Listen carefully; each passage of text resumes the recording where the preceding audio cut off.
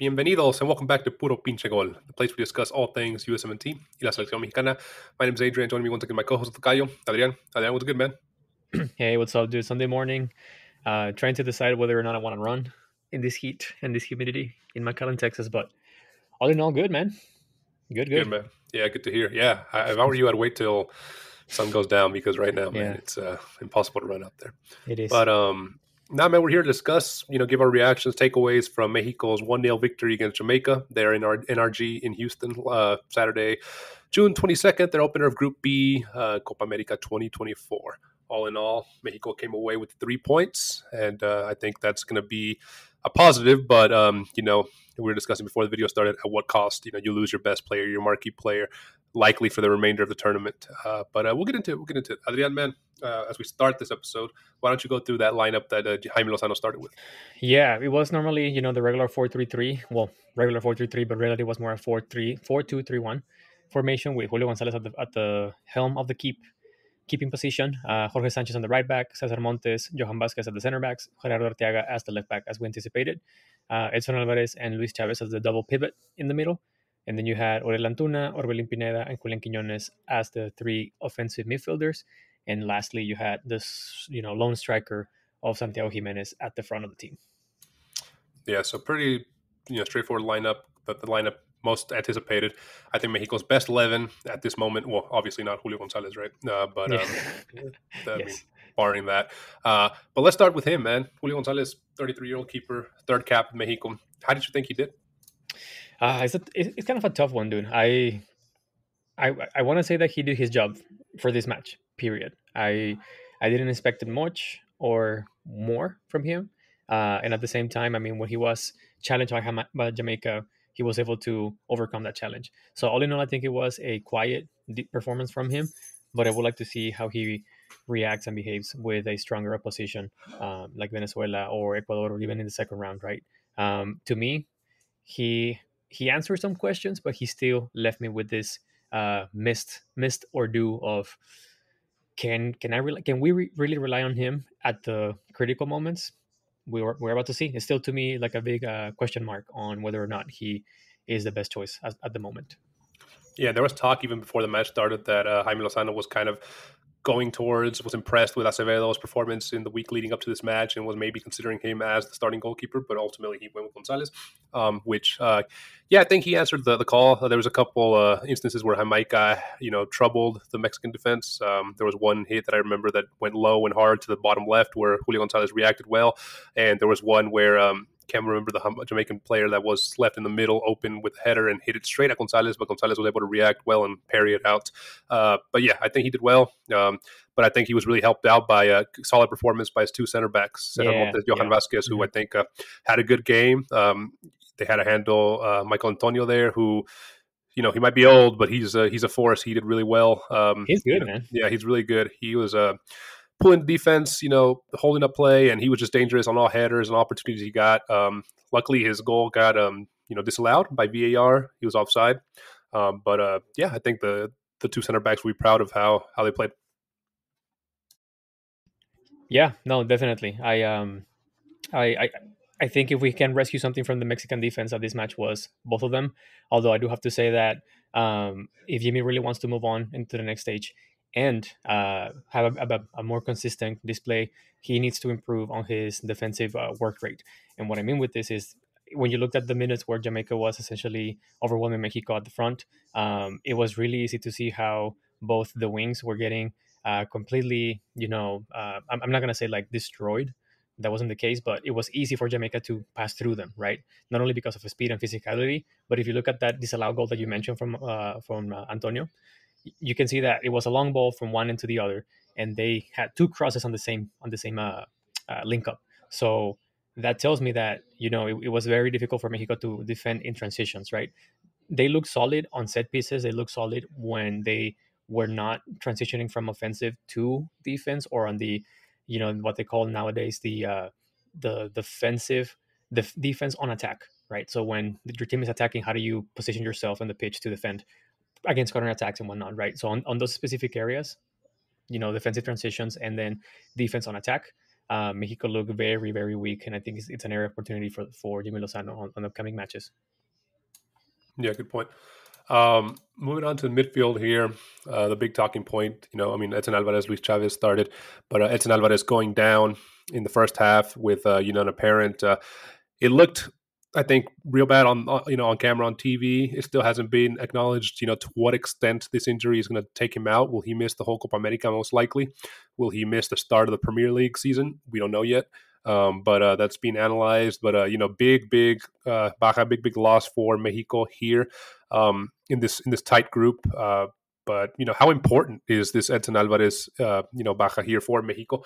And is it, if you're a Mexico fan, are you happy with these 3 points, even though Edson went down, or would you rather have had Edson stay and maybe gotten a point out of this? I don't know. It's a very tight group, but I think even with Edson Alvarez out, I think after seeing that Ecuador Venezuela match, I think Mexico is feeling confident. Yeah, to give credit to Luis Romo, right? He jumped into the match, and he was able to handle himself. It isn't like Mexico looked different when Son Alvarez was there. So all kudos to Luis Romo, who was able to bridge that gap, right? And you bring up an excellent point. And it was the first question you mentioned on the start of this episode is what's the price that Mexico has to pay for these 3 points, right? Like Mexico had to win this match no matter what. Like they had to do anything that they needed to do to make sure they walk away with a W, which they did. But was it worth it losing your marquee player? I don't know. You and I were having a chat and saying like, well, we can see this 2 ways, right? One way is, well, maybe this forces Jimmy to get out of his comfort zone and try new things, and stop relying on your anchor player as Edson Alvarez, and maybe make some changes and mix up the lineup for the upcoming matches. Or on the other half is given the current situation of Mexico's pool of players, right, and the limited talent that you have available, can you really afford to lose the most talented player that you currently have? And that's something that we'll see. We're about to see how Mexico behaves with a significant loss on the roster. Yeah. No, but like you said, credit to Luis Romo for coming in and playing very well. I know a lot of pundits were saying he was kind of the man of the match there, and no, he did well in this matchup here. Up top, it's a little different. Santigimenez still not looking, the Santigimenez we see at Feyenoord. I don't think this is we mentioned before, a knock against him. It's just the system he's forced to play at here. He is not the type of player that, holds the ball well, gives that time to the, for the wingers to kind of move and distribute.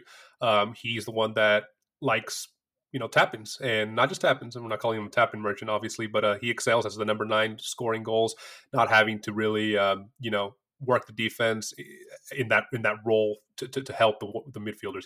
He's not that hold up player type of player.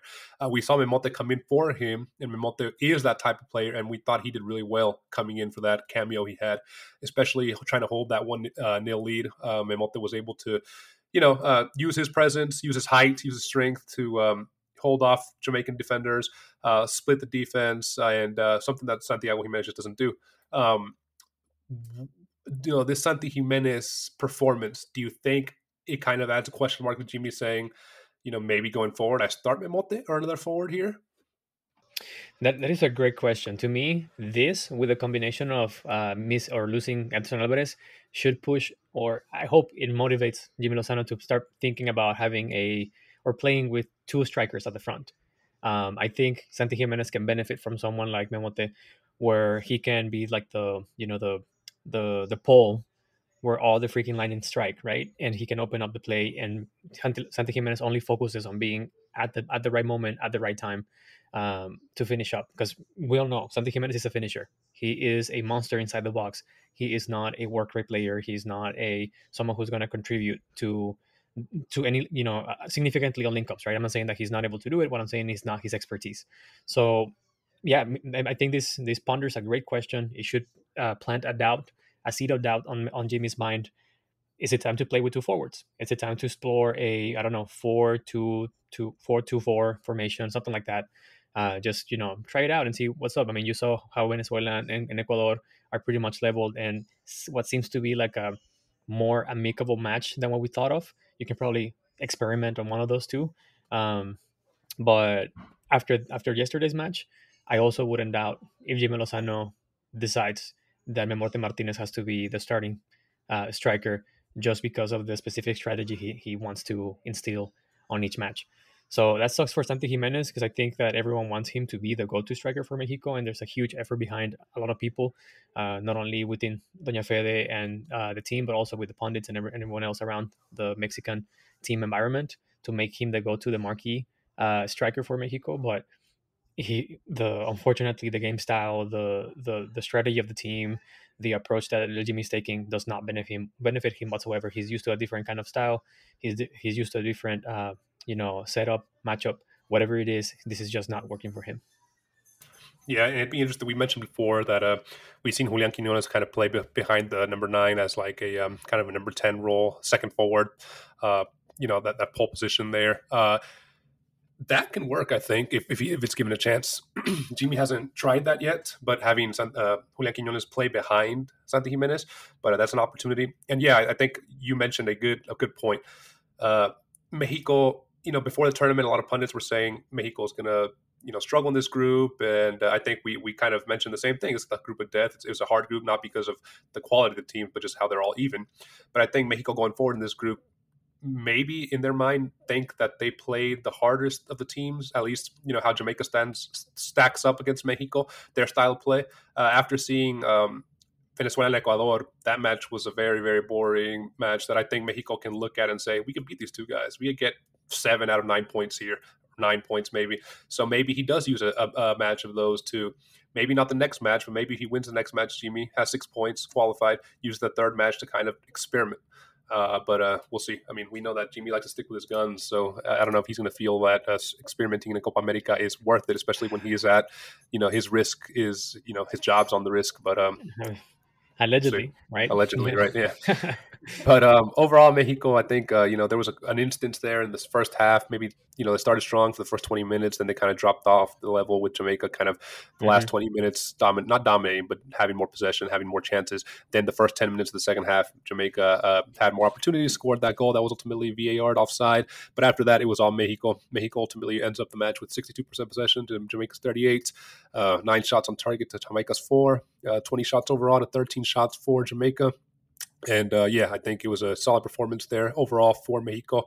And apart from the Edson injury, jaimelozano will be pretty content on that victory against a tough Jamaica squad. Yes, sir. But man, as we wrap up this episode, Adrian, where can our listeners find us, dude? They can always find us on YouTube. Don't forget to subscribe, hit the like button, and turn on the notifications. You can also find us on Apple Podcasts, Spotify, or wherever you get your podcast on. Last but not least, you can also find us on Twitter. Not Twitter, Instagram, TikTok. We post memes, latest news, and shorts of our episodes. Yeah, so make sure to follow us and let us know in the comments below. What were your thoughts on Mexico's performance against Jamaica? Were you overall happy with the performance? Would you like to see any formation changes, any striker changes? What are your thoughts on Santiago Jimenez's continued drought with Mexico? And prayers up for Edson Alvarez. Hopefully he makes it back for this tournament. We saw his face there, how much it meant to him. But hopefully it's not a serious injury. Let us know in the comments below what your thoughts are. And are you excited for Mexico's next match, Copa América? Yeah, man. Good episode. USA plays later on today, so we're going to be watching that one. I'll see you in the next one, bro. Take it easy, my man. See you, man. Deuce.